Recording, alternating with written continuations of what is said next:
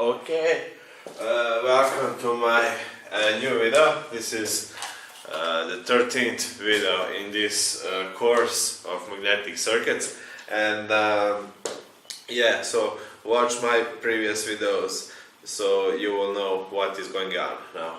Okay, so in my last video I showed you what is eddy current loss, and in two videos before that I showed you what is hysteresis and what is hysteresis loss. So those two, hysteresis loss and the eddy current loss, are the two core losses in magnetic circuits, therefore core losses in electrical machines. So then we can say that the equivalent core loss is equal to the sum of the eddy current loss plus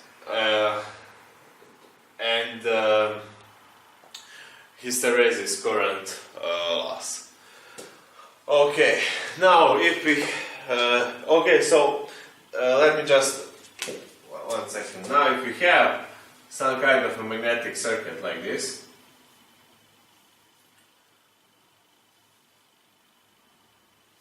and we have time varying current that goes here, then we will have hysteresis. On small frequencies, when the frequency of the current is not so high, we can neglect the eddy current losses, because eddy current losses are when the frequencies are higher. So when the small frequency of the current is supplied on this coil, we only have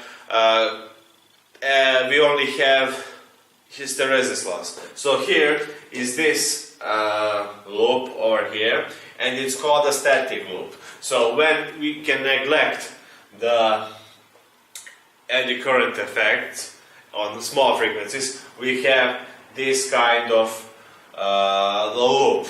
Now, what happens if we have higher frequencies on this coil? Then there will be eddy currents induced in the core. Therefore, those currents are producing their own MMF. So the magnetomotive force. So this here, the static loops becomes a little bit broader. In this here, this here is called the dynamic loop. So this is a static loop, and when we on the small frequencies, and when we have eddy currents, this loop becomes higher. So the bigger the area of the dynamic loop, the higher the losses. Yeah, and so what this means? This means that we have to increase the current in the coil so that we will have the same pH characteristics. So this point A from here goes to this A prime. So now the core loss can be calculated on another way, and that is equal to the volume of the core times the frequency times the closed loop of this dynamic loop HDB. So this is the area here, it's the area of this dynamic loop, and that is the loss. So that's how you mathematically measure the core losses on these formulas.